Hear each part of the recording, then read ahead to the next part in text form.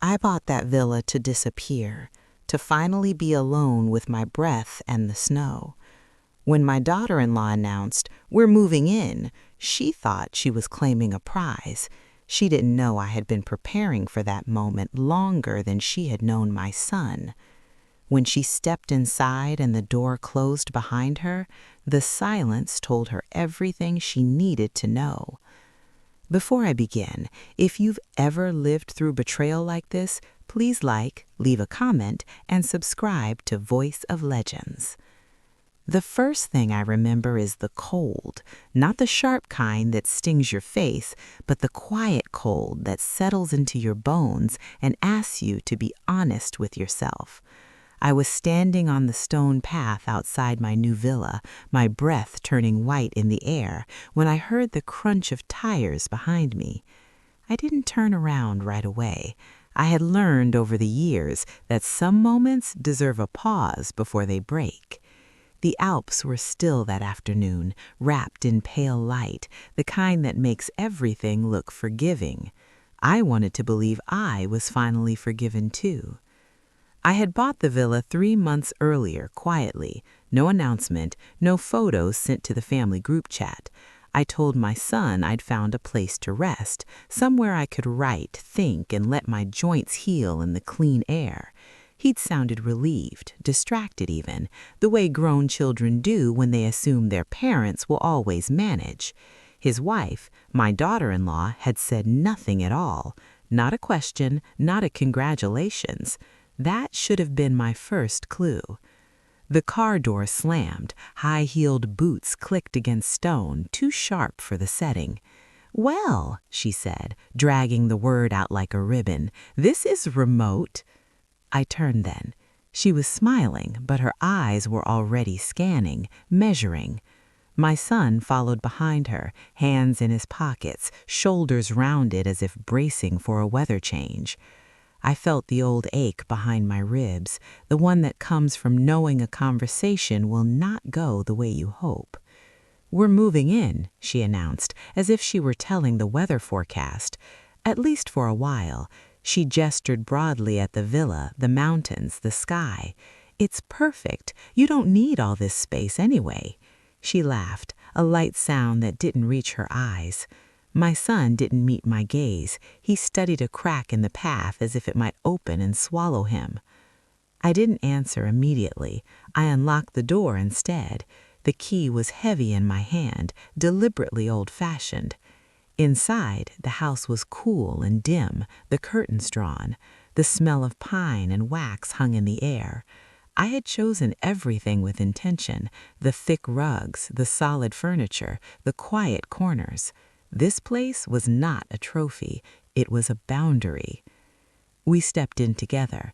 The door closed with a soft, final sound.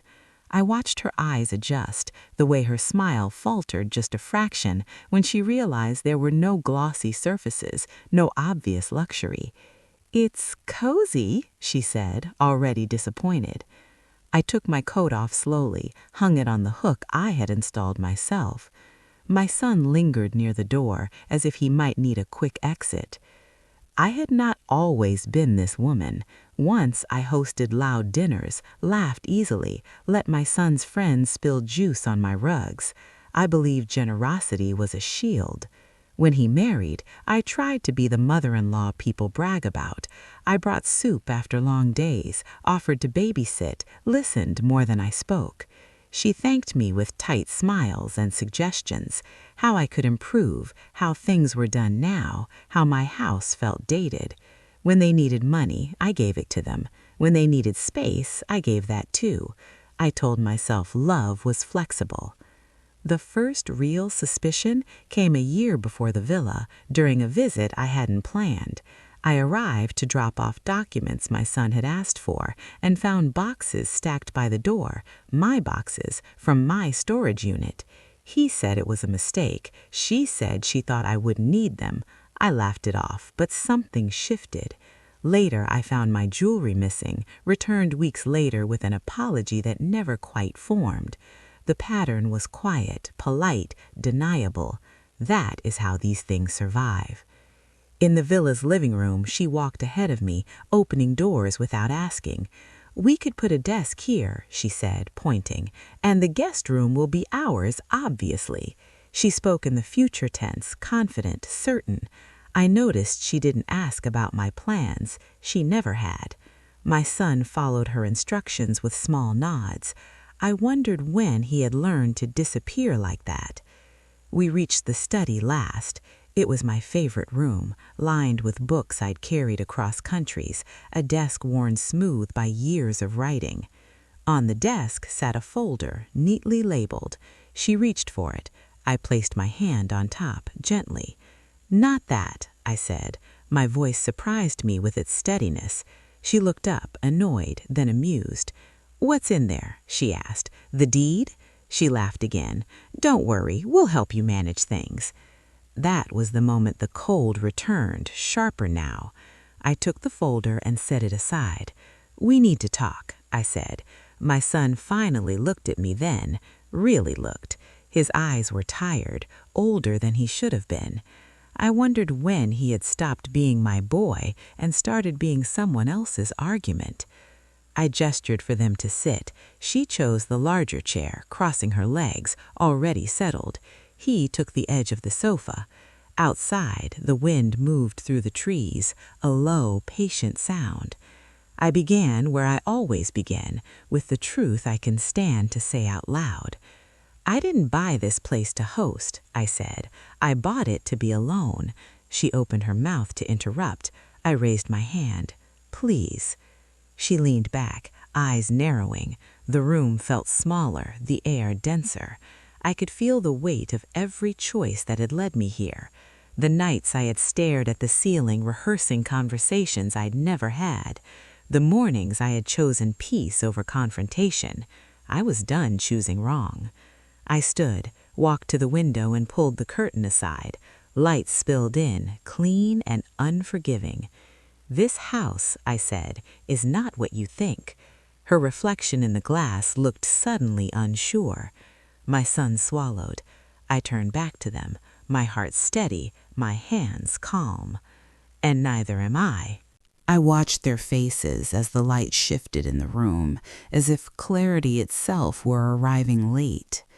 My daughter-in-law's confidence didn't vanish all at once. It cracked, hairline fractures spreading slowly across something brittle. "I don't see why this needs to be dramatic," she said, smoothing her coat, reclaiming her tone. "We're family. Families share." She glanced at my son, expecting backup. He nodded automatically, then stopped himself, confused by his own reflex. I sat across from them, folding my hands the way my mother used to when she was about to say something that would change the shape of a room. "Families also respect," I said quietly. "They ask. They listen." The words hung there, unadorned. She rolled her eyes, but I noticed the way her foot tapped against the rug, fast and nervous. She was already calculating exits, angles, advantages. She always did. I stood again, not in anger, but with intention, and walked toward the hallway. "Come," I said. "If you're moving in, you should see the whole house." She hesitated, then followed, heels clicking again, too loud. My son trailed behind us, his steps softer, uncertain. The hallway was narrow by design, the walls thick stone. I had liked how it forced you to slow down. The first door opened onto a room she hadn't expected. No guest bed, no closet waiting to be filled, just shelves, boxes neatly labeled, documents stacked in careful piles, a small safe bolted into the wall. Her eyebrows lifted. "What is all this?" she asked. Suspicion edged her voice. I didn't answer. I opened the next door. This room was colder. No rug, a metal table, filing cabinets.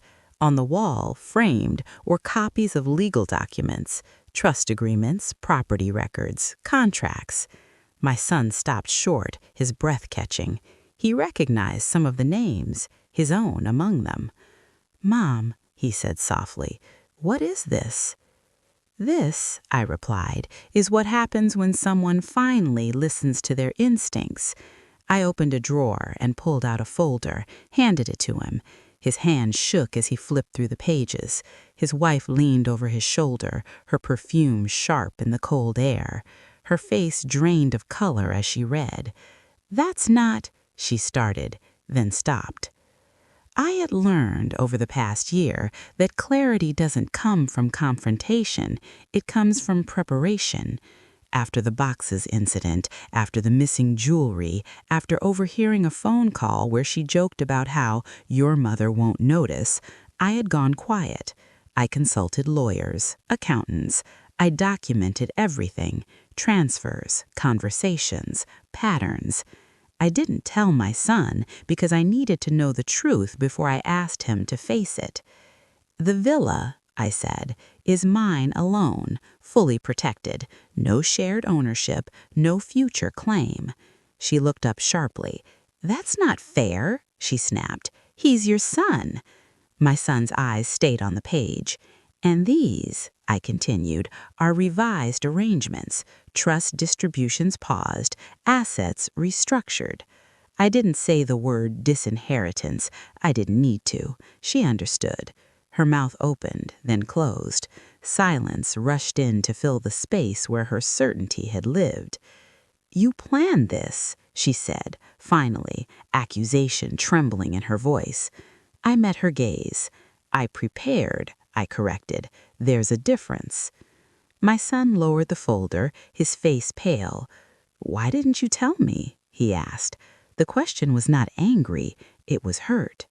I felt it land, heavy and deserved. "Because," I said, "you weren't ready to hear it, and I wasn't ready to risk you choosing comfort over the truth." We stood there, 3 people in a room that smelled faintly of paper and cold metal. Outside, the wind rose, rattling the shutters. She laughed suddenly, a brittle sound. "This is unbelievable," she said, "after everything I've done for this family." My son turned to her then, slowly. "What have you done?" he asked. The question was quiet, devastating. She stared at him, searching for the old reflex, the automatic defense. It didn't come. I led them back to the living room. She didn't sit this time. She paced, hands clenched. "You can't just shut us out. People will talk." I nodded. "They already are, and they should." I thought of the letters I had sent, the meetings I had requested, the relatives who had looked uncomfortable, then thoughtful. Truth moves like that, slow, relentless. My son sank onto the sofa, rubbing his temples. "I didn't know," he repeated, as if repetition might absolve him. I sat beside him, close enough to feel his warmth. "I know," I said, "but not knowing doesn't erase impact." He nodded, tears finally spilling, silent. She stopped pacing, watched us, something like panic flickering across her face. She was losing control of the narrative. "Where are we supposed to go?" she demanded. The question landed differently now, smaller. I stood, walked to the door, and opened it. Cold air rushed in, bracing. "That," I said gently, "is not my problem to solve." My son looked up at me, eyes red. "Can I stay?" he asked. The simplicity of it broke my heart.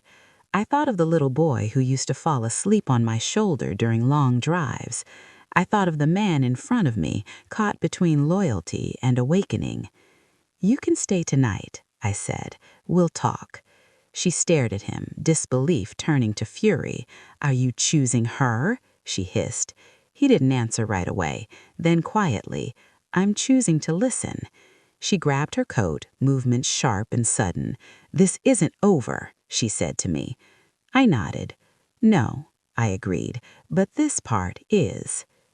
The door closed behind her with a final echoing sound. The house settled. My son exhaled, long and shaky. Outside, snow began to fall, softening the edges of everything. I put the kettle on. Some truths arrive like storms, others like snow. Both change the landscape. The kettle clicked off on its own, the sound sharp in the quiet after her departure. My son didn't move. He sat on the sofa with his hands wrapped together, staring at the floor as if it might offer instructions. I poured the water slowly, the steam rising between us, carrying the faint scent of chamomile. I had learned long ago that you don't rush moments like this.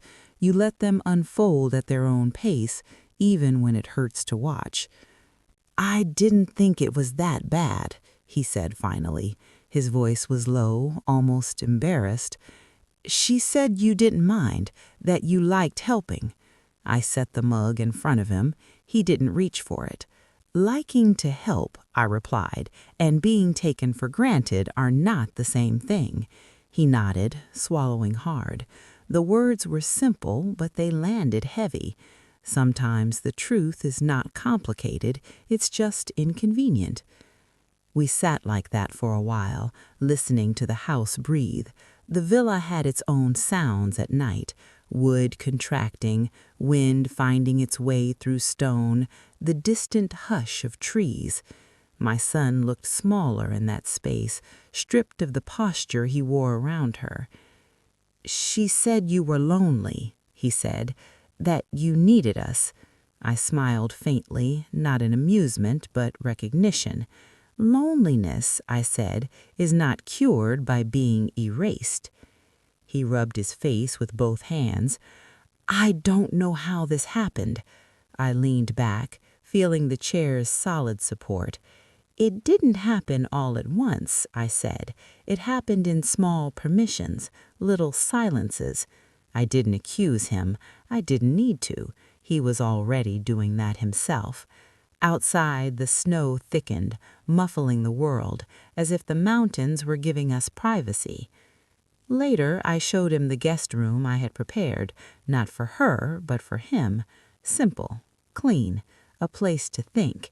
He stood in the doorway, hesitant. "I don't deserve this," he said. I met his eyes. "Deserve has nothing to do with it," I replied. "What matters is what you do next." He nodded, eyes shining, and closed the door gently behind him. The next morning arrived clear and bright, the kind of alpine morning that feels deliberate. Sunlight spilled across the snow, turning everything into a quiet promise. I woke early, as I always do, and made coffee, standing at the window with the mug warming my hands. My phone buzzed on the counter, a message from her, long, angry, accusatory. I didn't open it. Some conversations are not meant to be had in writing. By noon, the messages multiplied, calls too. I let them ring. My son emerged mid-morning, calmer. We ate in near silence, not awkward, just thoughtful. "She wants me to come back," he said eventually. "She says this is your doing." I smiled sadly.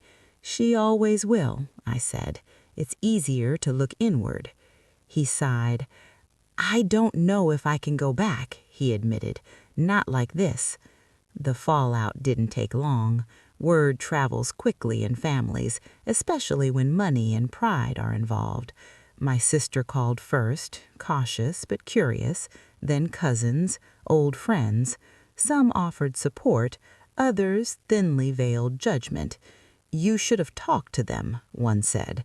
I had talked for years, just not loudly. I listened, thanked them, and returned to my routines. There is a peace that comes from standing by your choices, even when they cost you comfort. A week later, my son asked to come with me into town. The village was small, everyone bundled against the cold, greetings exchanged with nods and smiles. At the cafe, we ran into people who knew her. I felt his tension beside me. She had been charming here once, eager to be seen as gracious, modern. I ordered tea, he ordered coffee. No one mentioned her directly, but glances lingered. Truth has a way of settling in the gaps. That evening, he told me he had asked her for space, real space. She hadn't taken it well. "She said I was betraying her," I said. I stirred the soup slowly. Sometimes, I said, what feels like betrayal to one person is survival to another. He looked at me, something like gratitude softening his face. "You're not angry with me," he said, surprised. "I considered it. I was," I said honestly, "but anger is heavy. I chose to put it down." The legal consequences followed quietly, letters sent, accounts adjusted. She tried to contest, to argue entitlement, but preparation doesn't make noise, it just holds. My lawyers handled what needed handling. I stayed out of it. My son attended meetings, listened, learned. He began to see the patterns I had lived with. Recognition can be painful, but it is also freeing. One afternoon, as we walked the path behind the villa, he stopped. "I don't know who I am without her." His admission was raw. I stopped too, the snow crunching beneath our boots. "You don't have to know yet," I said. "You just have to be willing to find out." He breathed in the cold air, nodded. The mountains stood around us, indifferent and steady. She came once more, unannounced, to the village. I didn't see her. She left a message with a neighbor, something about reconciliation, about misunderstandings. I wished her well from a distance. Boundaries are not punishments, they are definitions. My son chose not to meet her. That choice was his, and it mattered. As winter deepened, the villa felt more like mine, not because I had won something, but because I had reclaimed myself. My son stayed longer than planned, then found a small place nearby. We learned each other again, not as roles, but as people. The silence between us grew comfortable. Healing often sounds like that. Spring announced itself quietly in the Alps, not with warmth at first, but with light. The days stretched, the snow softened, and the mountains seemed to breathe out after months of holding their breath. My son settled into a rhythm of his own, working remotely from the small apartment he'd rented in the village. We met for meals, for walks, sometimes just for coffee and shared silence. There was no rush to define what we were becoming. That in itself felt like progress. The legal matters concluded without spectacle. She helped that along by losing interest once it became clear there would be no dramatic reversal, no apology tour that ended with her restored to comfort. I received one final email, carefully worded, suggesting mediation for the sake of family unity. I read it once, then archived it. Unity built on erasure is not unity at all. My lawyer confirmed the last signatures had been filed. I slept deeply that night, the kind of sleep that feels earned. In town, people adjusted. They always do. The initial curiosity faded into something like respect. A few women I barely knew began to nod more warmly, conversations lingering a little longer. One afternoon at the market, an older woman touched my arm and said, "It takes courage to choose yourself." I thanked her, surprised by the tears that sprang to my eyes. Courage, I had learned, does not always roar.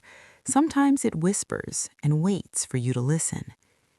My son began therapy, at my suggestion, though he framed it as his idea. He came back from sessions thoughtful, sometimes shaken, sometimes lighter. "I didn't realize how much I was managing her emotions," he said once. "I thought that was love." I stirred sugar into my tea, watching it dissolve. "Love doesn't require you to disappear," I said. He nodded slowly, letting the words settle. We talked about the past more openly than we ever had. His childhood, my mistakes, the ways we had both avoided conflict to keep peace that wasn't real. There were apologies on both sides, offered without drama. They felt different this time, cleaner. Healing, I realized, is less about grand gestures and more about sustained honesty. The villa changed with the season. I opened windows, let air move through rooms that had held tension. I planted herbs in small boxes along the terrace, basil, rosemary, thyme. Simple things. The study became a place of writing again. Words came easier not because life was perfect, but because it was honest. I wrote letters I never sent, pages meant only for me. They did their work quietly. One afternoon, my son arrived with news. He had filed for separation. The words sat between us, heavy but not surprising. "I feel awful and relieved," he said. I nodded. "Both can be true," I said. He exhaled, as if he'd been waiting for permission to hold both feelings at once. We sat on the terrace, the sun warm on our faces, the mountains watching. She reached out once more, this time directly to me, a voicemail. Her voice was softer than I remembered, tired. She spoke of misunderstandings, of stress, of how things had gotten out of hand. She didn't apologize, not really. She asked if we could talk. I listened twice, then deleted it. Not out of spite, but clarity. Some conversations arrived too late to matter. Life inevitably moved on. My son found himself again in small ways. He cooked meals, badly at first, then better. He laughed more easily. He stopped flinching at his phone. I watched him become someone he recognized. It was a quiet kind of joy, the kind that doesn't announce itself. As for me, I learned something I wish I had known earlier. Boundaries do not make you cold, they make you clear. The villa remained what it was meant to be, a refuge, not a fortress, a place where truth could exist without performance. I hosted friends not out of obligation, but desire. I welcomed my son not as a dependent, but as a man finding his way. One evening, as the light faded and the air cooled, I stood at the same spot on the stone path where it had all begun. I listened to the wind, felt the ground solid beneath my feet. I thought of the woman I had been when I unlocked that door months ago, tired, braced for a fight I hoped to avoid. I smiled softly. I hadn't fought.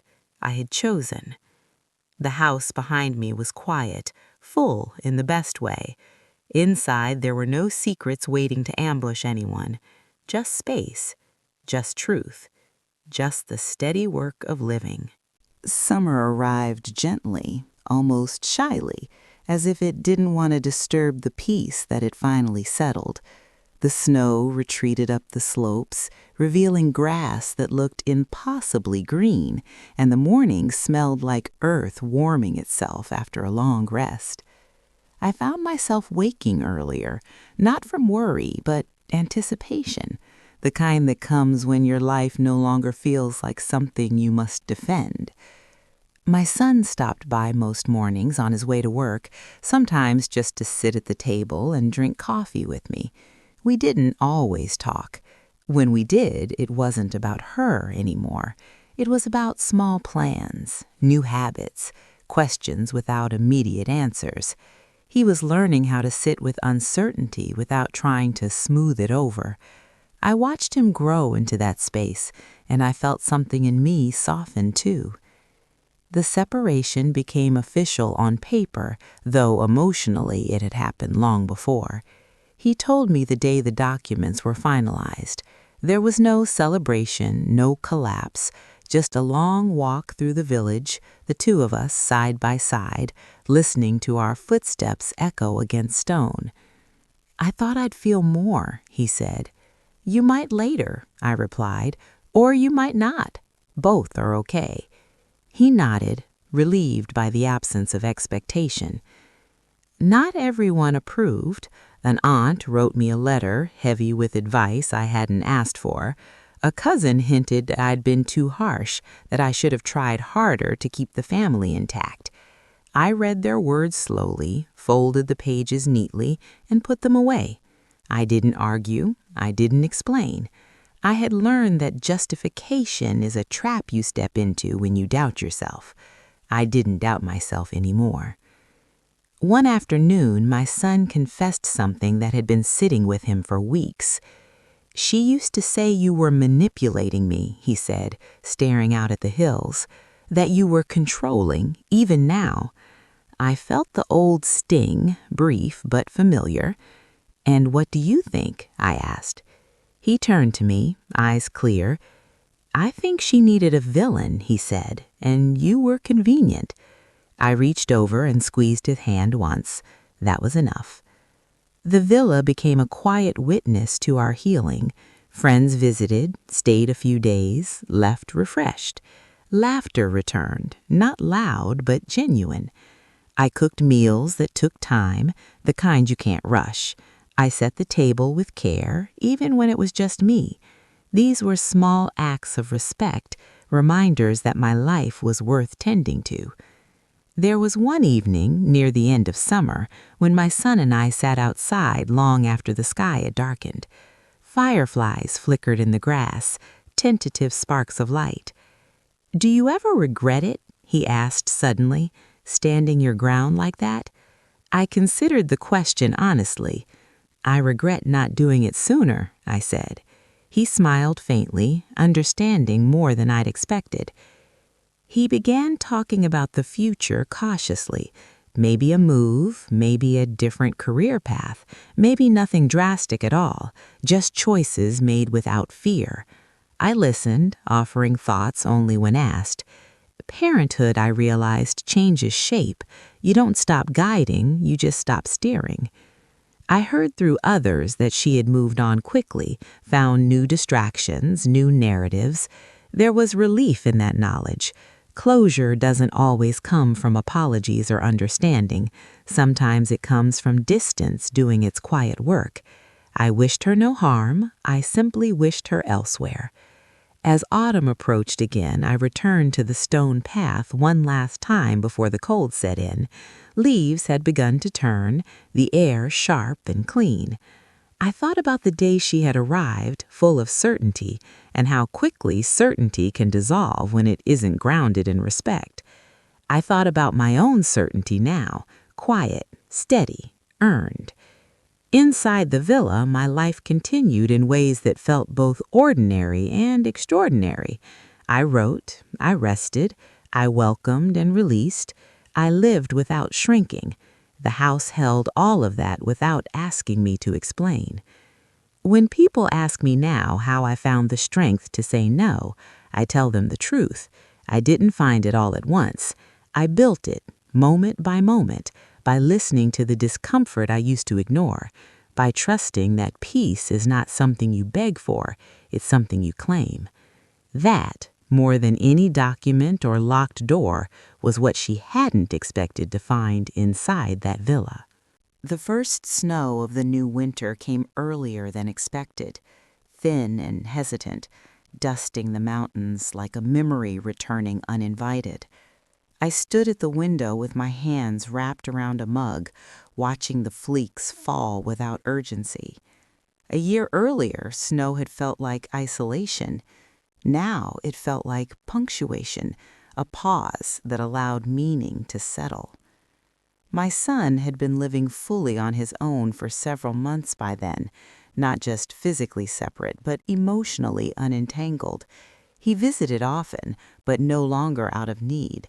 There was a difference in the way he walked into the villa now, upright, present. He brought bread from the bakery sometimes, still warm, or a book he thought I might like. Our conversations no longer circled around recovery. They wandered. That was how I knew he was healing. One afternoon, he told me he had run into her unexpectedly at the train station in the city. It was strange, he said. She talked like nothing had happened, like we were old friends. I waited, letting him find the rest of his thought. He continued, I realized that she remembers things in a way that protects her. I nodded. We all do, I said. Some just do it more aggressively. He laughed softly, not bitter, just observant. Growth often sounds like that. The encounter didn't undo him. That mattered. He didn't spiral, didn't second-guess his choices. He noticed the ache, acknowledged it, and kept going.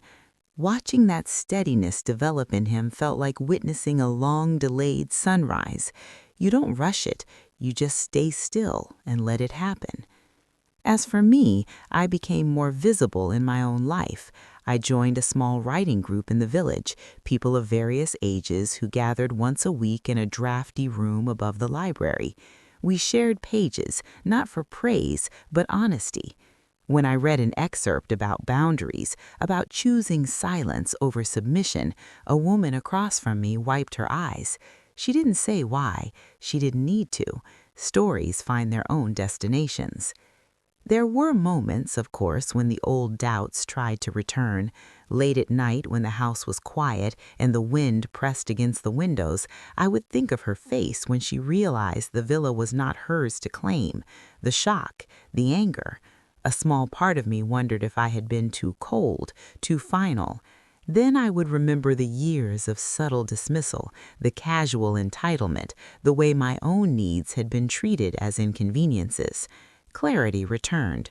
Compassion does not require self-erasure. Near the end of winter, my son brought someone new to dinner. Not a declaration, just an introduction. She was kind in an unassuming way, asked questions, listened to the answers. She didn't comment on the house except to say it felt peaceful. After she left, my son waited, almost braced. I smiled at him. "She seems thoughtful," I said. He exhaled, tension melting. "That means more than you know." It did. I never compared them out loud. I didn't need to. Comparison belongs to insecurity, and I had outgrown that. What mattered was how I felt in her presence, not watched, not managed, not diminished, just included. That was enough. The seasons turned again, as they always do. Life did not become perfect, it became honest. Problems arose, were addressed. Some lingered, others passed. The difference was that I no longer questioned my right to take up space while dealing with them. The villa remained my anchor, not because of its walls, but because of what those walls had taught me. One evening, my son and I sat by the fire, the flames reflecting softly off the stone. "Do you think she'll ever understand?" he asked, not accusing, just curious. I considered it. "Understanding requires accountability," I said. "Not everyone wants that." He nodded, poking at the fire with a thoughtful frown. "I don't hate her," he said. "I just don't miss who I was with her." I reached over and rested my hand on his shoulder. "That's called learning," I said. As the fire burned low, I felt a deep, settled gratitude, not the loud kind that announces itself, but the quiet kind that hums beneath your days. Gratitude for having listened when my inner voice finally spoke up. Gratitude for having the means, yes, but more importantly, the resolution to protect my peace. If there is one thing this chapter of my life taught me, it is this. People will tell you that saying no fractures families. What they don't tell you is how often silence does the same thing, only slower and with more damage. Choosing yourself is not abandonment, it is alignment. That villa in the Alps was never about escape, it was about arrival, arriving at a version of myself that no longer negotiated her worth. When my daughter-in-law froze at what she saw inside, it wasn't documents or locked doors that stunned her. It was the presence of a woman who had finally stepped fully into her own life and wasn't stepping aside again. The older I get, the more I understand that peace doesn't arrive as a gift. It's something you assemble, carefully, from choices that often feel uncomfortable at first. By the time the next spring came around, I had stopped thinking of the villa as my new home. It was simply home, the place where I didn't have to explain myself. My son came by less frequently then, not because of distance, but because his life had filled up in healthy ways. Work projects he cared about, friends he laughed with, long walks that left him pleasantly tired instead of drained. When he did visit, it felt like a meeting of equals.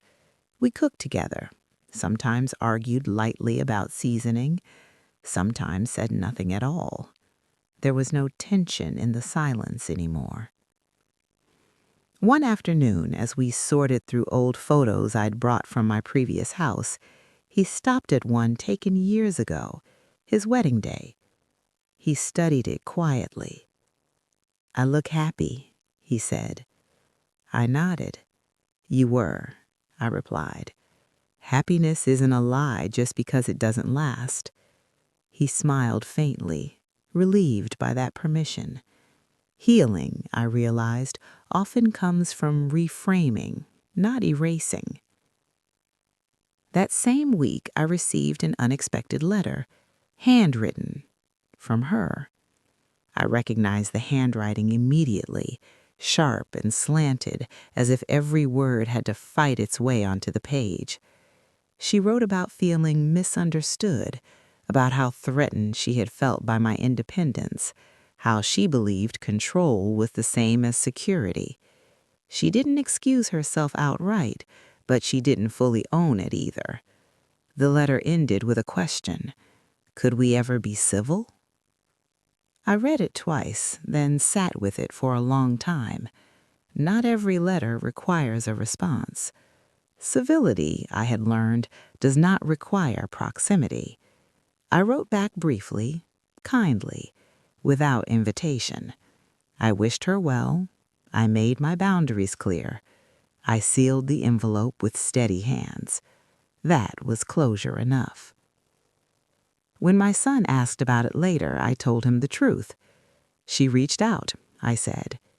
He waited. And? I smiled softly, and I responded with clarity. He nodded, a quiet pride in his eyes. He was learning too, not just from what I said, but from what I didn't do. The story inevitably became something others told. It changed in the telling. Some painted me as ruthless, others as inspiring. I let them.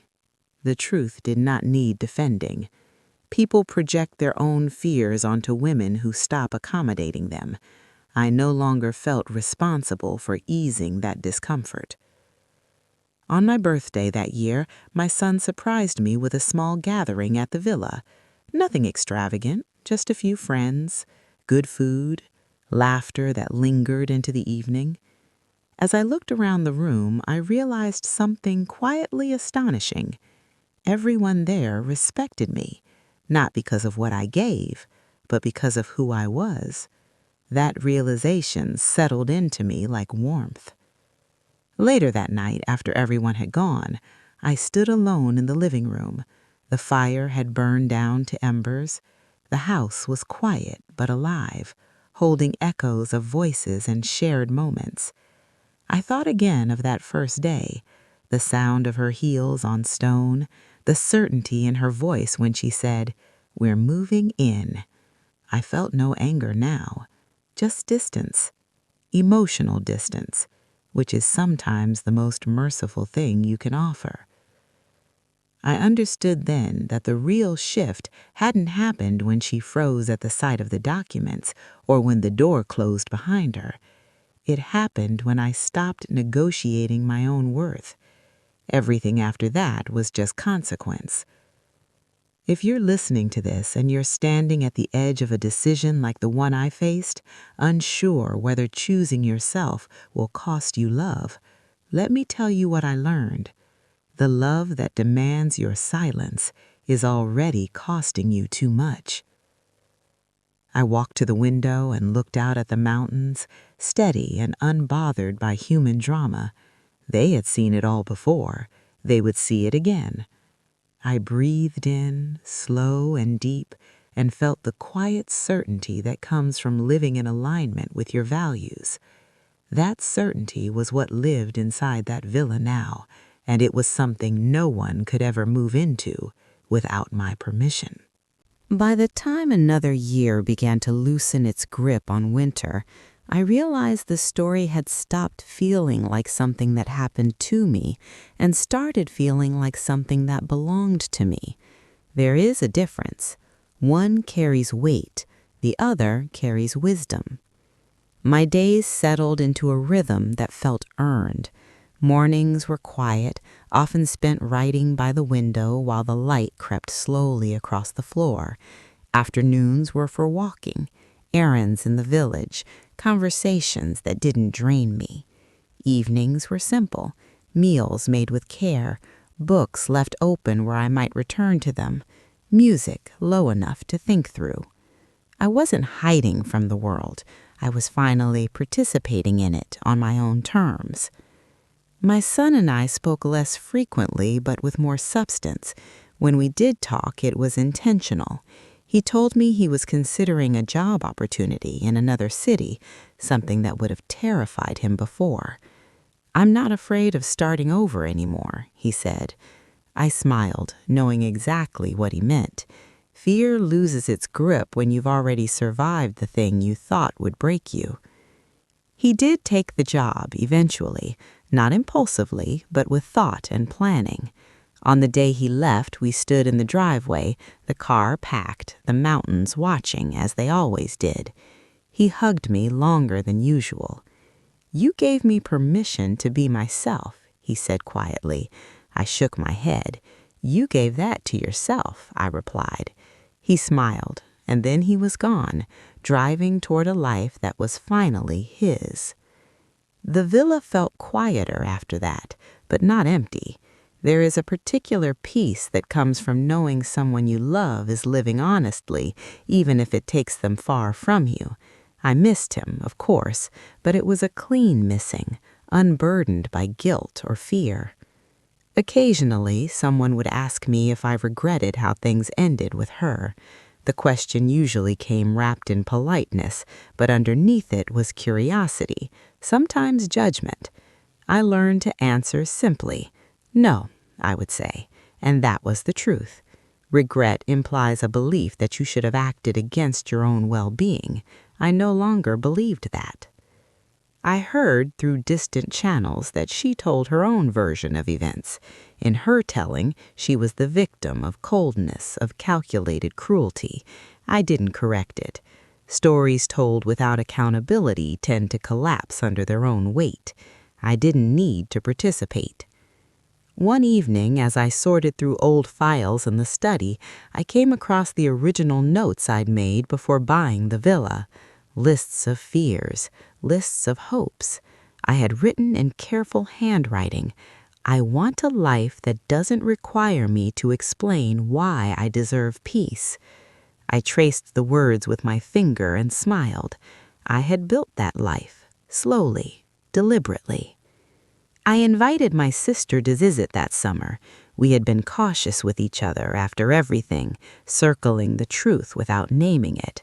Sitting together on the terrace, she finally said, "I didn't think you had it in you." It wasn't an insult, it was an admission.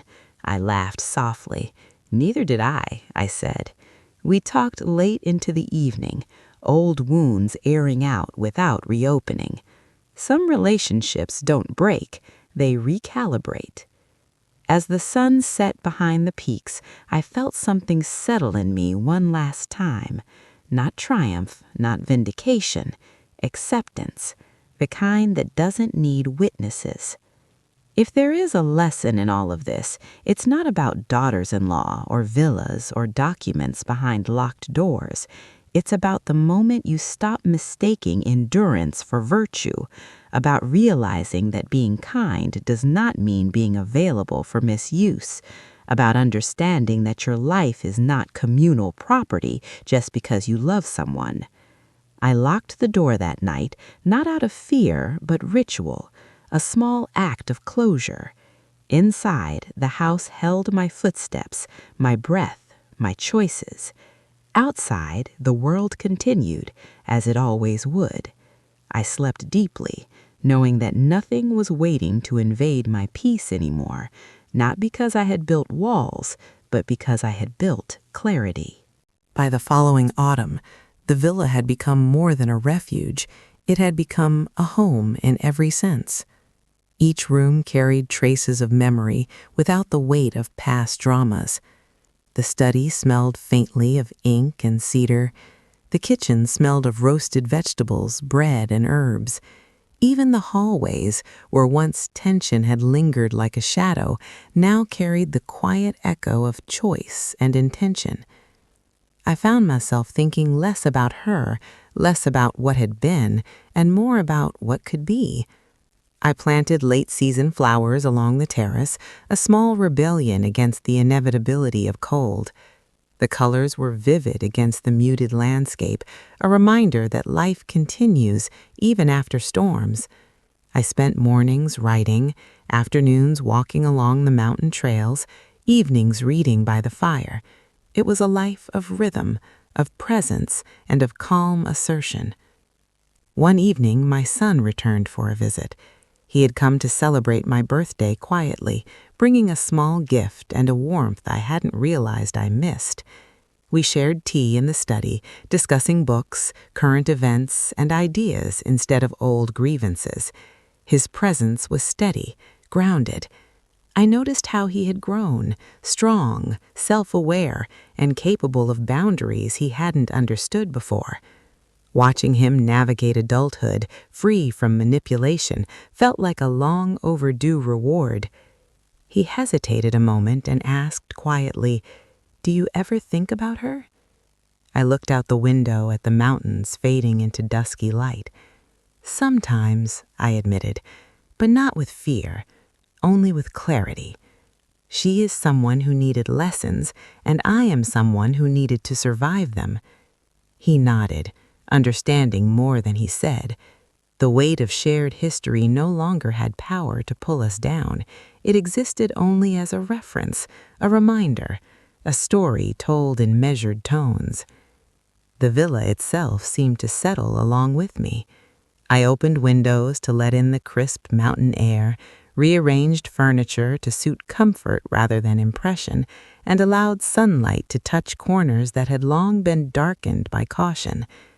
The house became a mirror of the life I had built, calm, intentional, and full of agency. Occasionally, letters arrived from distant family or acquaintances who had heard fragments of the story. Some expressed curiosity, others judgment. I no longer felt the need to respond. The truth did not require argument. People will always interpret events in ways that suit their worldview. What matters is the interior truth, the one no one can distort without your consent. On a particularly still night, I lit candles in the living room, their soft glow reflecting off the stone walls. My son and I shared a quiet dinner. There were no tensions, no accusations, no lingering shadows from the past. We spoke softly about dreams, projects, and books.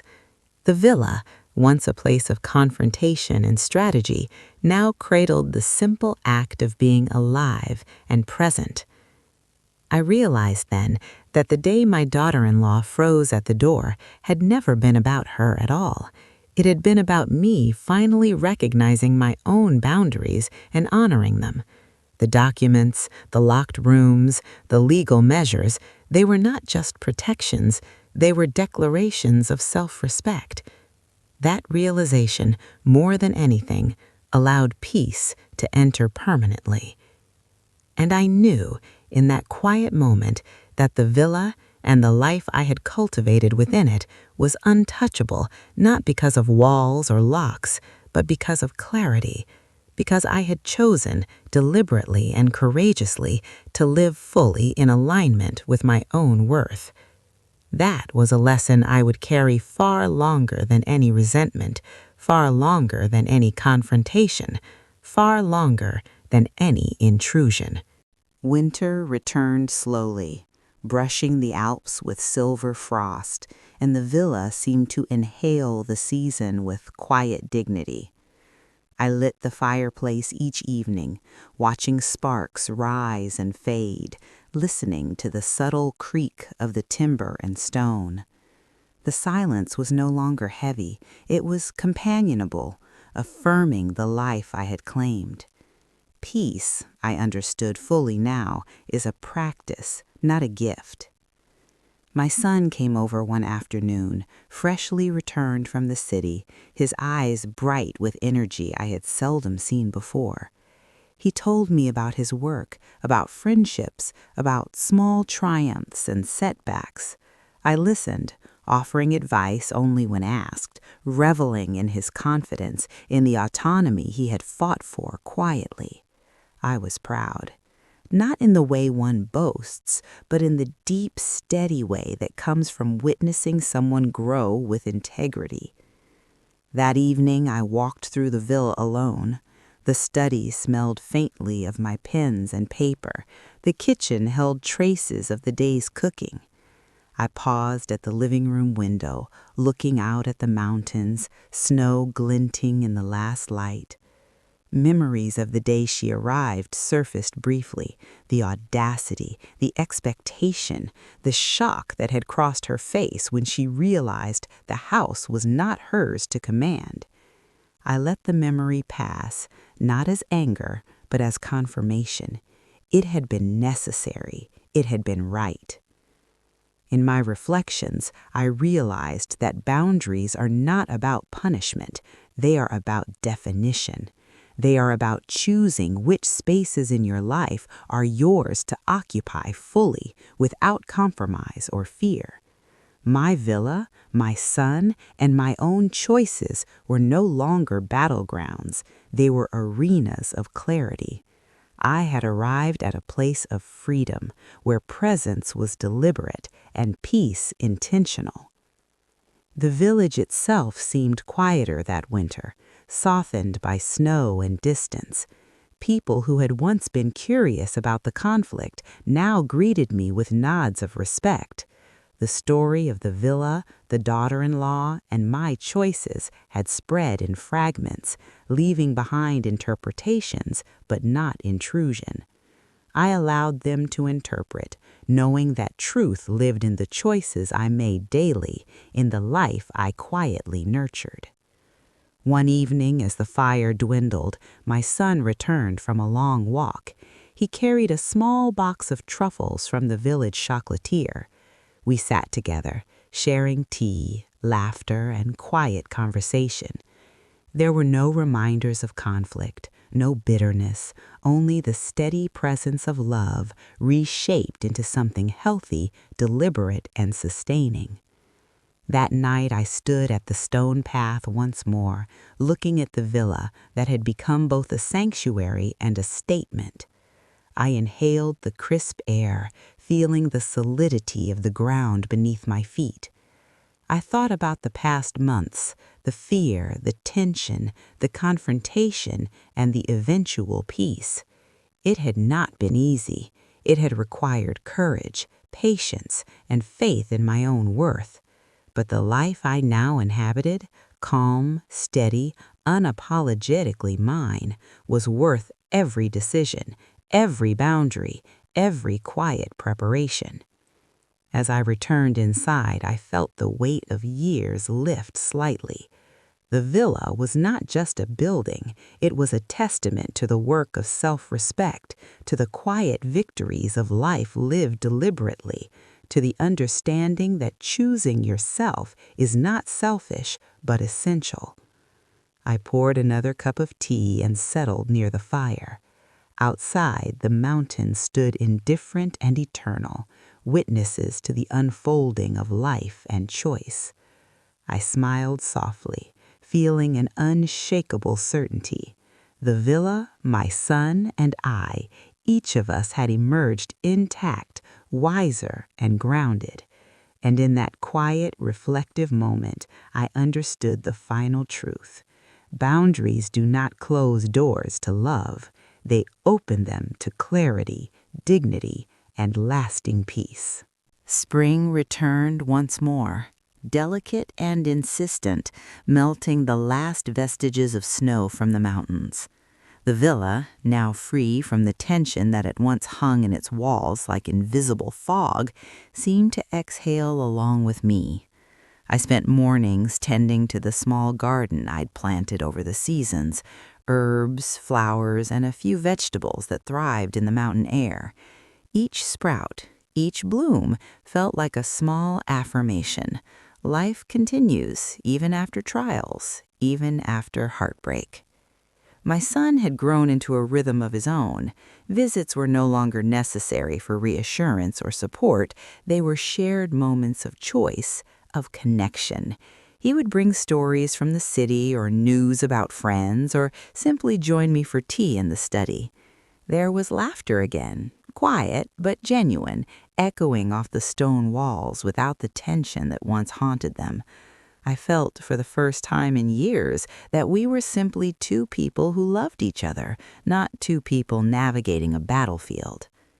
One afternoon, I found myself reflecting on the woman who had once assumed she could claim this villa as her own. I didn't feel anger. I didn't feel triumph. I felt clarity.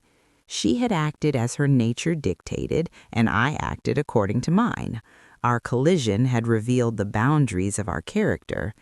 The shock she felt that day at the door, the moment she froze, was not just about documents or locks. It was about a presence that refused to be dominated. That moment no longer carried bitterness.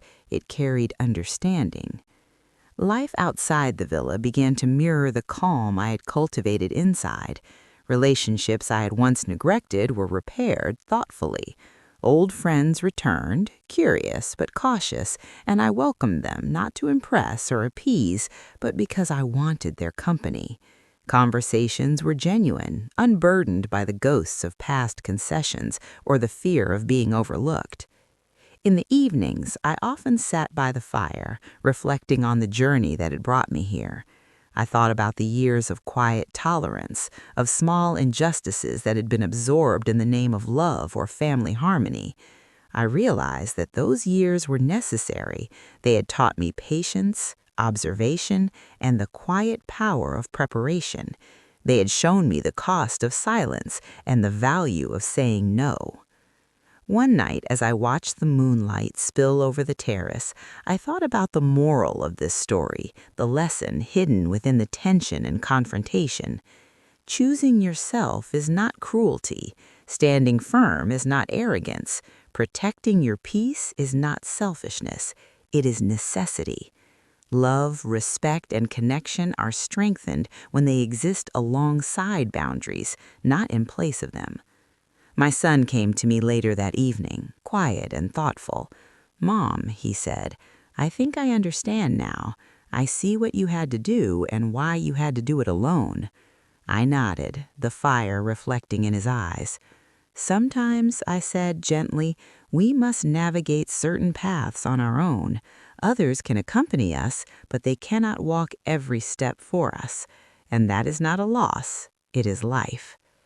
As the night deepened, I realized that the villa, my son, and I had emerged stronger not because of conflict, but because of truth. Every choice, every document, every boundary had been an act of protection and self-respect, and in that protection, life had flourished. I closed the curtains and set the kettle to boil for tea, the steam rising slowly, carrying warmth into the quiet rooms. I listened to the mountains, the wind weaving through the trees, the subtle creak of the house settling. Everything was as it should be, steady, honest, alive. The villa was more than a home. It was a testament to resilience, clarity, and the power of standing firm without bitterness. The journey had been long and at times exhausting, but standing in the present, reflecting on the seasons past and the life cultivated, I felt a quiet triumph, not of victory over another, but of victory over fear, doubt, and compromise that once demanded my surrender. I had finally arrived. Summer followed that spring, warmer and brighter than I had remembered in years. The villa seemed to hum with life, every corner alive with light and intention. I spent long mornings in the garden, hands in the soil, tending to herbs, flowers, and a few vegetables that had survived the last winter. Each new leaf, each blossom was a quiet affirmation. Growth is possible, even after trials. My son visited less frequently now, but each visit was deliberate and meaningful. We shared meals, walks, and conversations that no longer needed to circle around old conflicts. He had grown into himself fully, confident and self-aware, no longer tethered to a toxic influence. Watching him navigate life with clarity and integrity was one of the greatest rewards I could have imagined. I reflected often on the day she had arrived, so full of entitlement and certainty, and the moment she froze when she saw the villa's true interior. It was more than documents, locks, or legal measures. It was the presence of a woman who had chosen herself and refused to be diminished. That day had been a turning point, not just for me, but for my son, for the house, for the life we would now lead. People occasionally asked me if I felt resentment toward her or if I regretted taking a firm stand. The truth was simple. I felt clarity. No anger, no triumph, just the steady knowledge that protecting my peace had been the right choice. Choosing oneself is not cruelty, it is wisdom. Standing firm is not arrogance, it is integrity. And boundaries are not barriers, they are declarations of value and respect. I often thought about the lessons the villa had taught me: patience, observation, and the quiet strength of preparation. Every creaking floorboard, every stone wall, every locked door had been a teacher in its own right. And the greatest lesson of all was that peace does not come from others, it comes from within. One evening I sat by the fire with a cup of tea, the light flickering across the stone walls. The villa was alive with warmth, calm, and contentment. I thought of my son, of the choices he had made, of the independence he had gained. I thought of myself, of the courage it had taken to say no, to set boundaries, to trust my instincts. And I smiled softly, knowing that we had both arrived at a place of freedom. As the night deepened, I stood by the window and looked out at the mountains, silent and eternal. The villa was more than a home. It was a testament to resilience, clarity, and self-respect.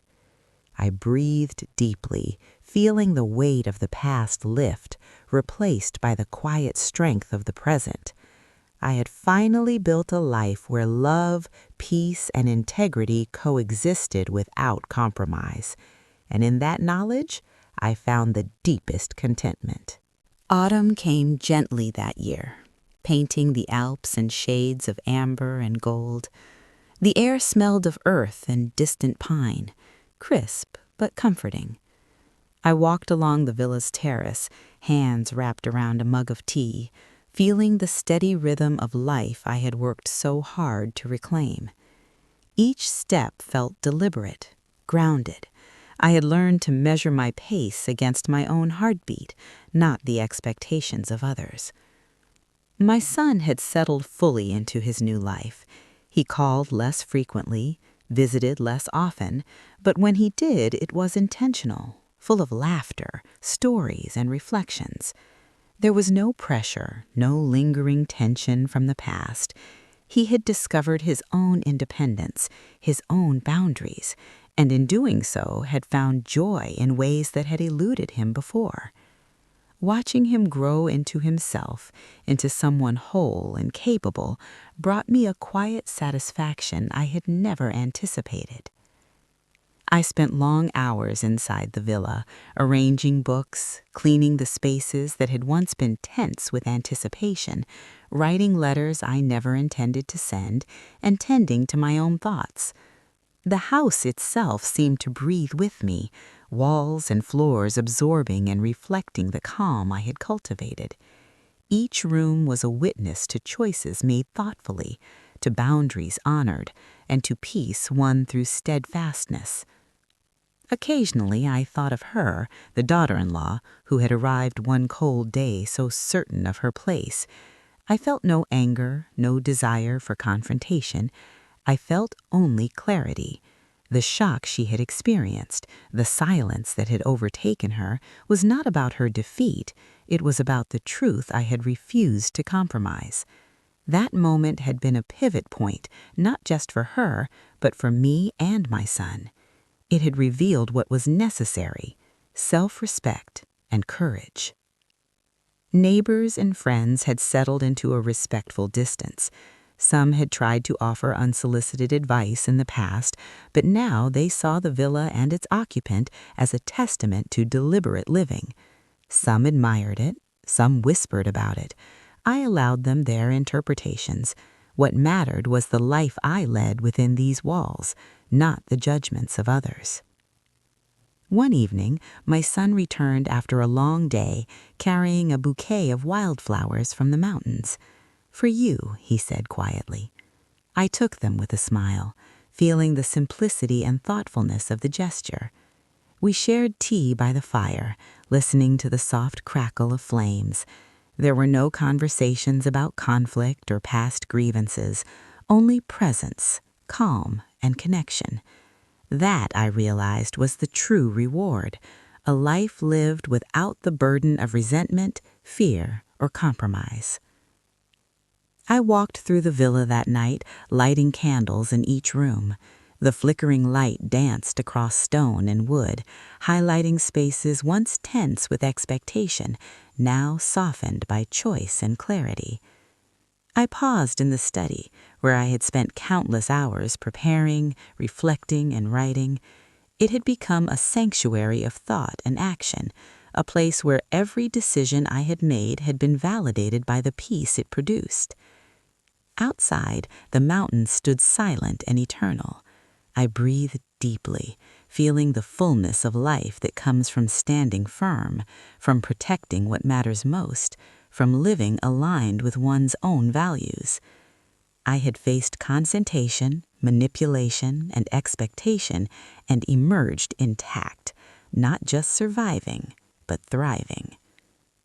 That night, as I closed the windows against the chill and settled into my chair with a final cup of tea, I understood fully. The villa was not simply a home. It was a testament to resilience, self-respect, and the enduring power of clarity. It was proof that saying no, standing firm, and trusting oneself can create a life of freedom, dignity, and lasting peace. Winter returned quietly, wrapping the Alps in a blanket of snow that softened every edge and silenced the world outside. The villa, now familiar in every detail, held the warmth of countless quiet mornings, deliberate afternoons, and reflective evenings. I moved through it with a sense of ownership I had never fully felt before.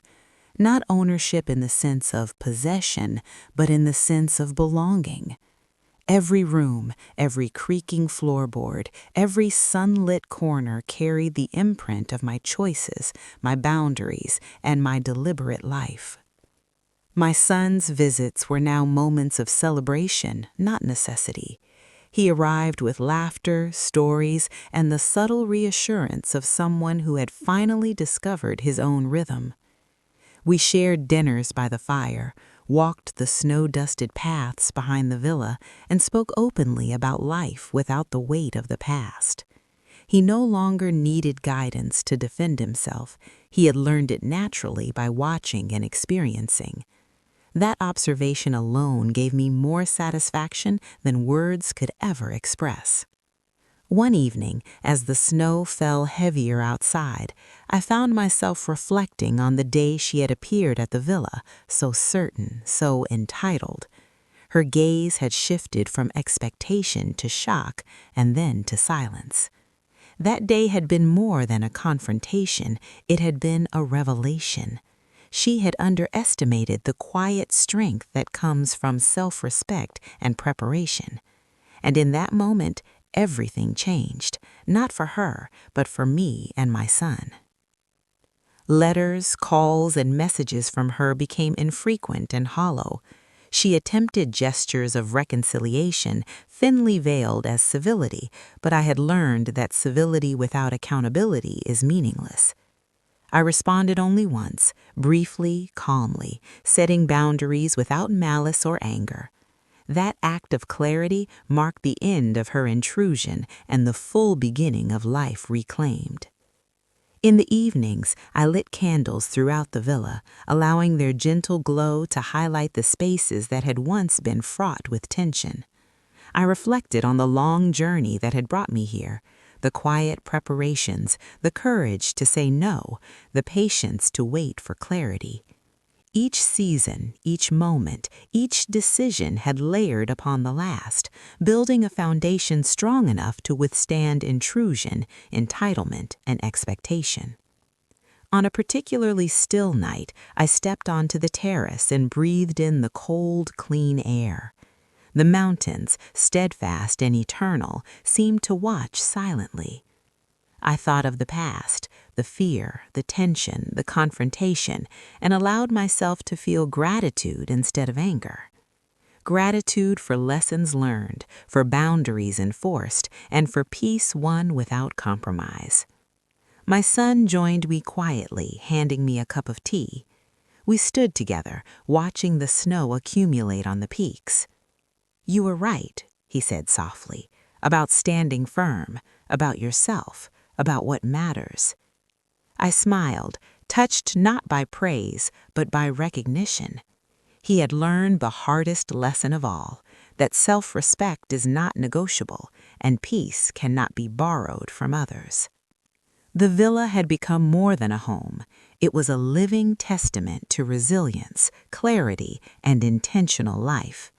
Each corner echoed the work of quiet courage, and each room held the peace that comes from deliberate choice. It was proof that boundaries, when drawn with care and upheld with consistency, can transform fear and intrusion into understanding and freedom. I turned back inside, letting the door close softly behind me. The fire warmed the room, the tea steamed gently, and the house breathed with the rhythm of life reclaimed. I felt fully present, fully at peace, and fully myself. No intrusion, no expectation, no manipulation could reach me here, not because I had walls, but because I had clarity. And in that clarity, I found the final truth. The power to protect yourself is the truest form of freedom. By the following spring, the villa felt like it had always been mine, not just in ownership, but in essence. The mountains were alive with color, the air fragrant with blooms, and sunlight streamed through the windows, warming every corner. I moved through each room with a sense of belonging that had once felt impossible, my footsteps soft, deliberate, and unhurried. I realized that claiming space in your own life is not an event, it is a habit built through patience, courage, and unwavering clarity. My son had grown into a rhythm of independence and authenticity I had long hoped for. He visited often, bringing small tokens of thoughtfulness, a loaf of fresh bread, a book he thought I'd enjoy, a story from his day, but always with the awareness that our connection was now one of choice rather than obligation. It was a rare and precious kind of intimacy, strengthened by honesty and tempered by boundaries. I reflected on her, the daughter-in-law who had arrived with entitlement and certainty, only to be stunned by reality. I no longer felt triumph or malice when I remembered her frozen expression. That moment had been a pivot, yes, but it had belonged entirely to the unfolding of truth. The documents, the locked rooms, the carefully prepared measures, they had been tools, yes, but the real power had come from the refusal to compromise my own values. Neighbors and friends who had once whispered or gossiped now treated the villa with quiet respect. Some asked questions, some offered advice. I listened politely, but always returned to the rhythm of my life. Understanding, I had learned, does not require explanation. Integrity does not need witnesses. Peace does not demand permission. One afternoon, I sat by the terrace, pen in hand, writing letters that I never intended to send. Words flowed freely, unburdened by expectation or fear. I wrote about lessons learned, about the subtle strength of preparation, about the clarity that comes from living aligned with your own principles. Each word was an affirmation that life could be lived deliberately, thoughtfully, and without surrender to manipulation. My son came out to join me, carrying key and smiling at the pages in my hand. We drank together in silence for a while, letting the mountains hold our quiet. Then he spoke, softly but with conviction. "You showed me what it means to protect what's yours without bitterness," he said. I nodded, feeling the weight of those words settle like a warm light. "And now," I said, "you can protect yours the same way." That night, I walked through the villa, lighting candles in every room. Each flicker of light revealed spaces once tense with expectation, now softened by clarity and choice. The house felt alive with intention, a living testament to courage, patience, and self-respect. It was a home, yes, but it was also a record of everything I had learned about boundaries, dignity, and the quiet strength that comes from refusing to be diminished. I stood on the terrace one last time before bed, looking out at the mountains under a clear sky, stars glinting like distant promises. The villa behind me was quiet, steadfast, and full of life, not the life others had tried to impose, but the life I had cultivated deliberately, carefully, and fully. In that quiet, reflective moment, I understood the deepest lesson. Peace cannot be demanded. It must be chosen, nurtured, and protected. And I had done all of that. Summer arrived once again, the mountains glowing with wildflowers and sunlight that spilled generously over the villa. Life had settled into a rhythm that was both deliberate and unhurried. I moved through each room with a sense of ease I had never known before, aware of the echoes of the past, but unshackled by them. The villa had become more than a home. It was a reflection of resilience, clarity, and the quiet power of living authentically. My son had begun to flourish in his own life independently and confidently.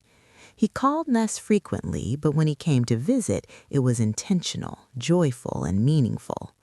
We shared meals, laughter, and sometimes simply silence, companionable and full, without the weight of the past shadowing our moments.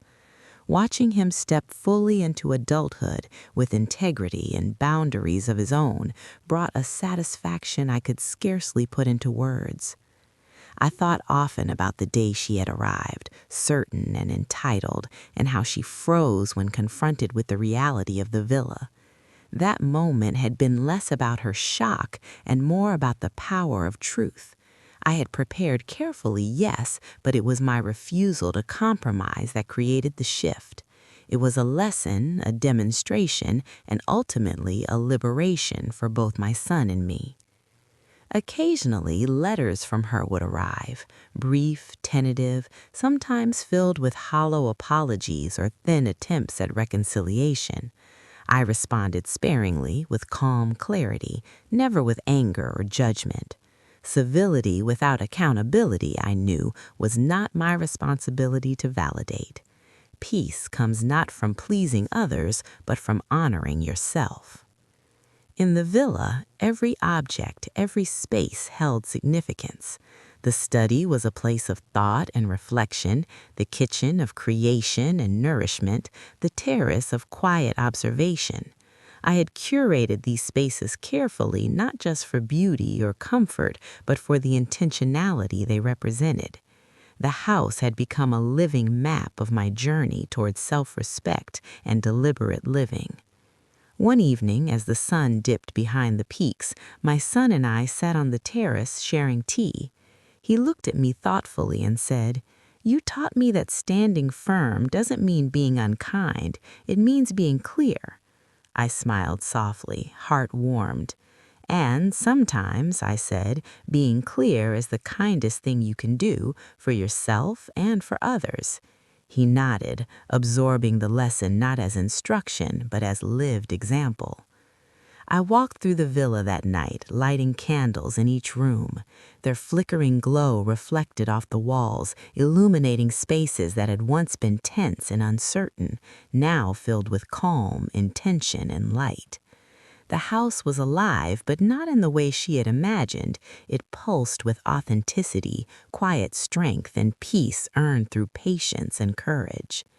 Standing at the terrace one last time before bed, looking out at the vast, snow-capped peaks, I felt a profound sense of completion. The villa, my son and I had endured trials, faced entitlement, and navigated confrontation, but we had emerged intact, strong, and aligned with our truth. The life we now lived was deliberate, calm, and free, not because the challenges had vanished, but because we had learned how to meet them with clarity and self-respect. And in that stillness, I understood fully. Freedom is not given, it is chosen. Peace is not granted, it is cultivated. And the life worth living is the one you claim deliberately, without compromise, without apology. Autumn settled over the Alps with a quiet dignity, painting the mountains in shades of amber and gold. The villa seemed to breathe along with the season, each room alive with memory and intention. I moved through it with a sense of calm that had taken months, no years, to cultivate.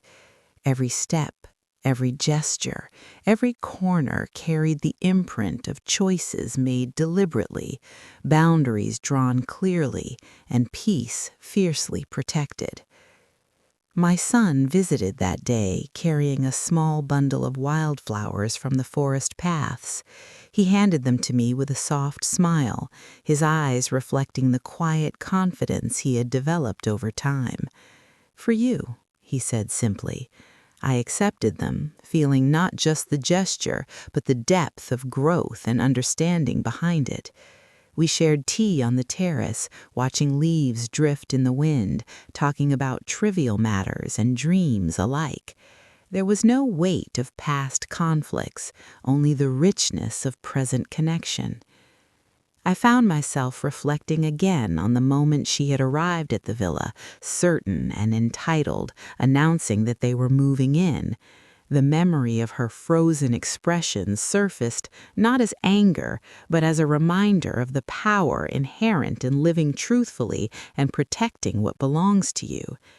That moment had set the tone for everything that followed: preparation, courage, and the quiet assertion of self-worth. The documents, the locks, the careful arrangements, they had been tools, yes, but the real shift had come from my unwavering clarity and presence. In the village, the story had become legend, told in fragments over whispered conversations.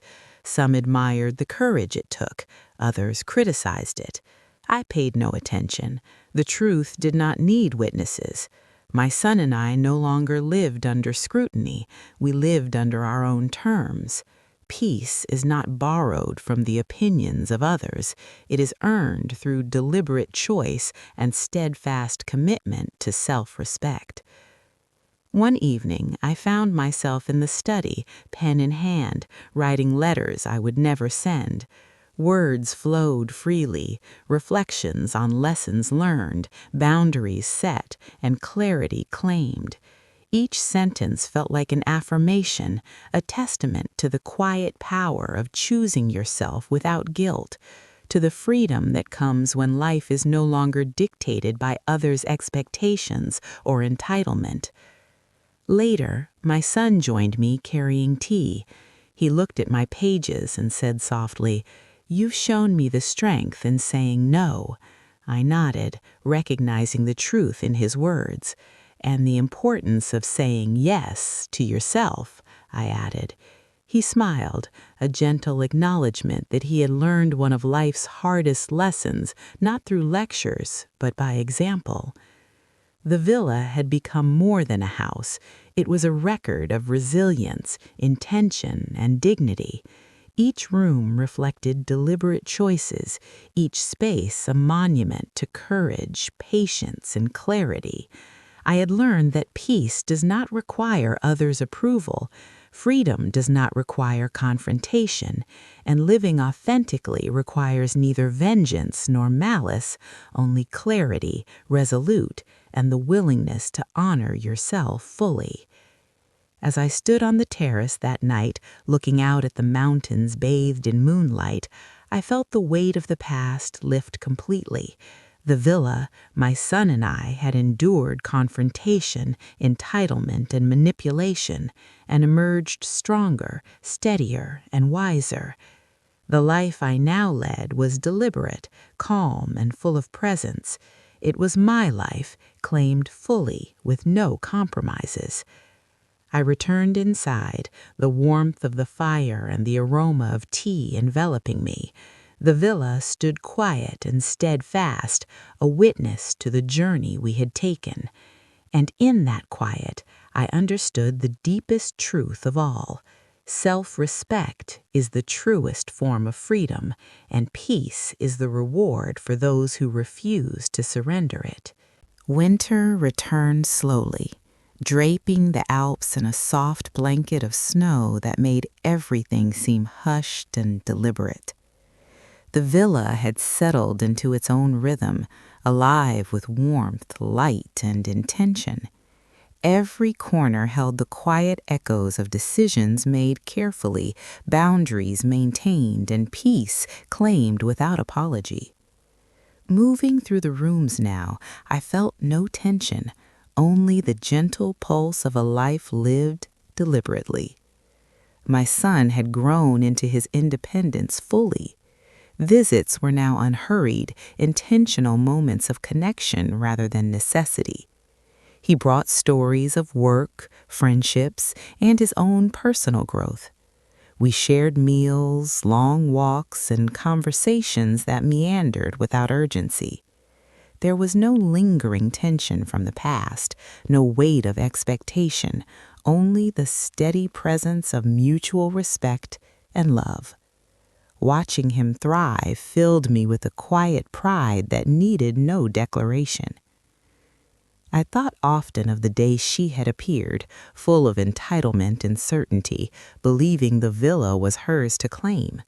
Her shock, the moment she froze, had been more than a reaction to locked doors or carefully prepared documents. It had been a confrontation with someone who had chosen herself first, a woman who had drawn her boundaries and refused to yield.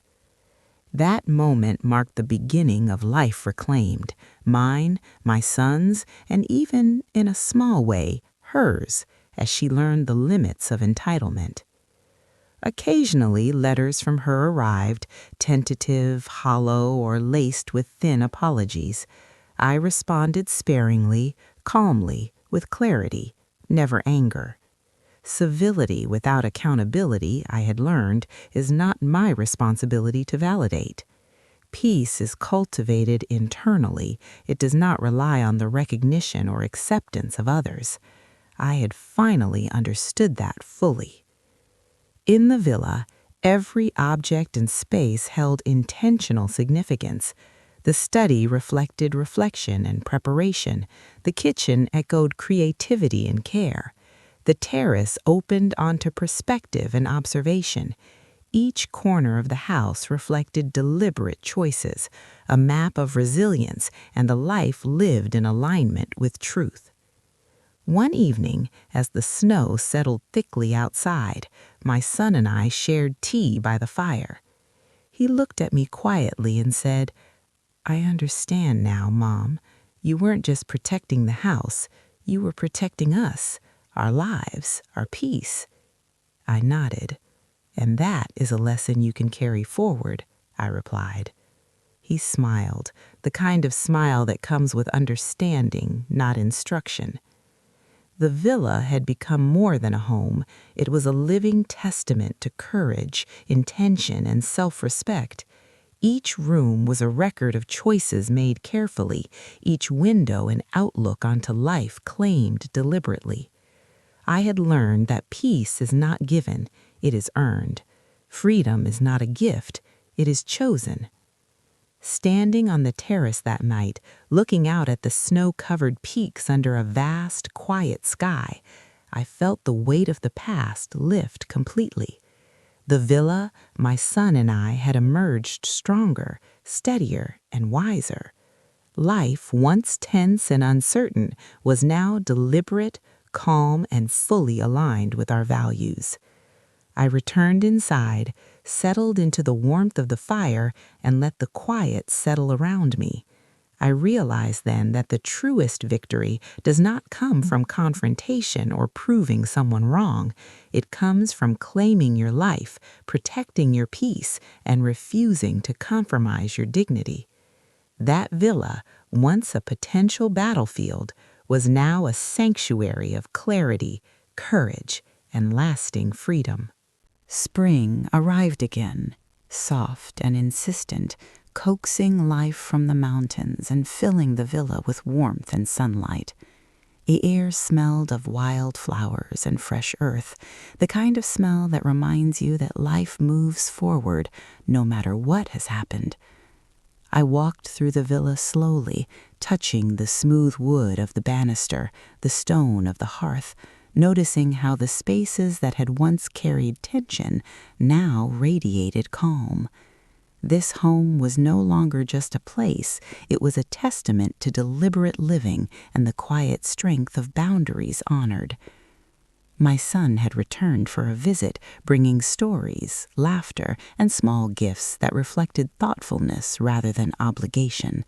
We shared meals on the terrace, watched the mountains glow with evening light, and spoke of things that mattered, not past grievances, not the drama of entitlement, but of growth, choices, and life lived intentionally.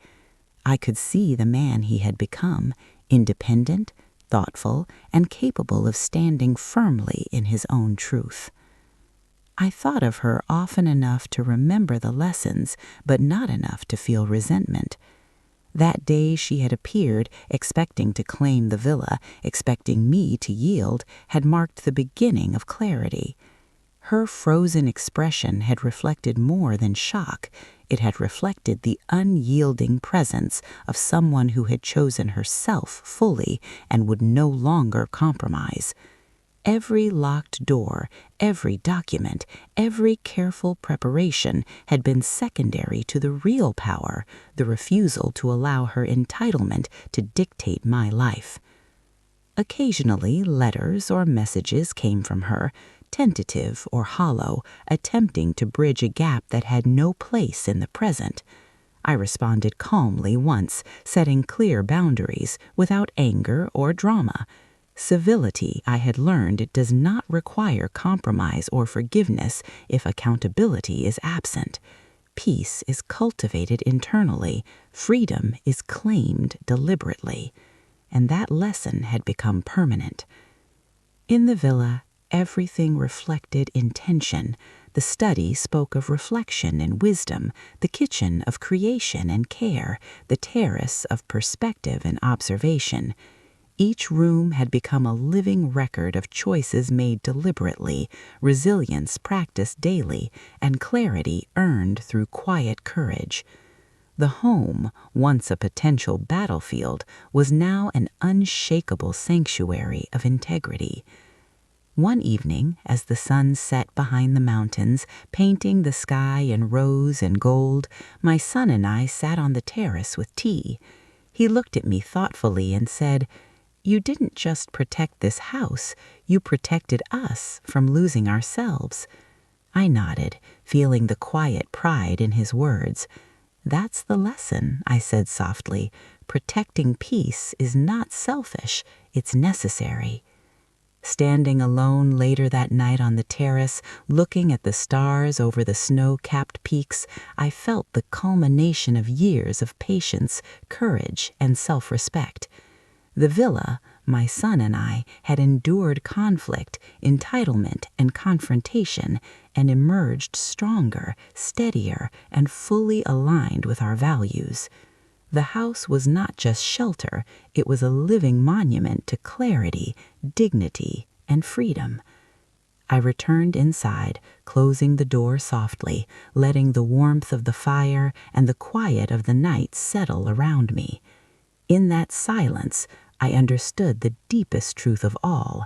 Freedom is chosen, peace is cultivated, and the life worth living is the one you claim fully, without compromise, without apology, and without fear. Summer returned to the Alps, gentle and abundant, bathing the villa in golden light. The air was rich with the scent of blooming flowers and warm earth, carrying a quiet promise that life moves forward, unhurried and deliberate. I walked through the villa, noticing the sunlight falling across familiar surfaces, the smooth stone of the hearth, the polished wood of the floors, the corners that once carried tension now softened with calm. Each space seemed to affirm the life I had claimed, intentional, grounded, and whole. My son visited that afternoon, carrying wildflowers and stories from his life, a reflection of the man he had become. Our conversations flowed freely, light yet meaningful. We laughed, shared tea, and walked through the garden together. There were no shadows of past conflicts, no reminders of entitlement or confrontation, only presence, choice, and mutual respect. Observing his growth, I felt a deep and quiet pride, not of ownership, but of witnessing his emergence into independence and integrity. I thought about the day she had arrived at the villa, certain that it was hers to take. Her frozen expression had been more than shock. It had been a confrontation with someone who refused to yield. The locked doors, documents, and careful preparations had been secondary to the real lesson that standing firm, protecting one's boundaries, and choosing yourself with clarity is more powerful than any argument or confrontation. That moment had marked the beginning of a new life for all of us, a life built on respect, patience, and deliberate choices. Letters from her occasionally arrived, tentative and hollow, sometimes attempting reconciliation. I responded sparingly, calmly, and without anger, establishing boundaries that would not be crossed. Civility without accountability, I had learned, is not my responsibility to validate. Peace is cultivated internally. Freedom is claimed deliberately, and those lessons had become permanent. The villa itself reflected this clarity. The study was a sanctuary of thought and reflection. The kitchen radiated creativity and care. The terrace offered perspective, allowing the world outside to be observed without intrusion. Each room had become a living testament to courage, deliberate action, and the power of self-respect. The house, once a potential battlefield, had become a sanctuary of clarity, dignity, and peace. That evening, as the sun dipped behind the mountains, painting the sky in warm tones of gold and rose, my son and I sat on the terrace, drinking tea. "You've shown me," he said quietly, "that protecting yourself doesn't mean being unkind, it means being true." I nodded, deeply touched by his recognition. "And the truth," I said softly, "is the foundation of lasting peace." Later, alone, I walked the villa's halls, lighting candles in each room. Their soft glow highlighted spaces once tense and uncertain, now softened with light, warmth, and intentionality. Standing on the terrace afterward, I looked out over the peaks, the wind brushing against my face, and felt the culmination of years of patience, courage, and deliberate living. The villa, my son and I had endured confrontation, entitlement, and tension and emerged stronger, steadier, and fully aligned with our truth.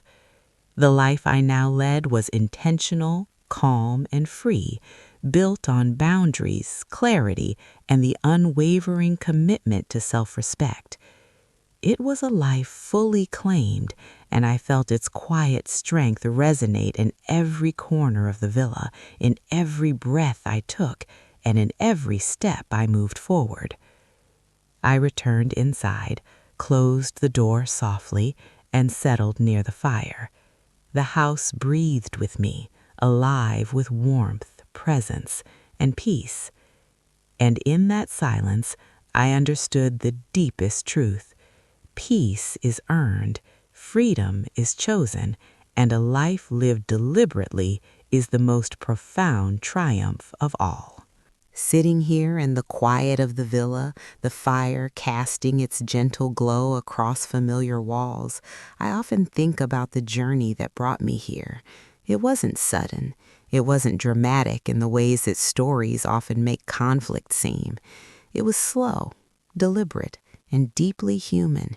The kind of struggle that doesn't make headlines, but changes everything inside you.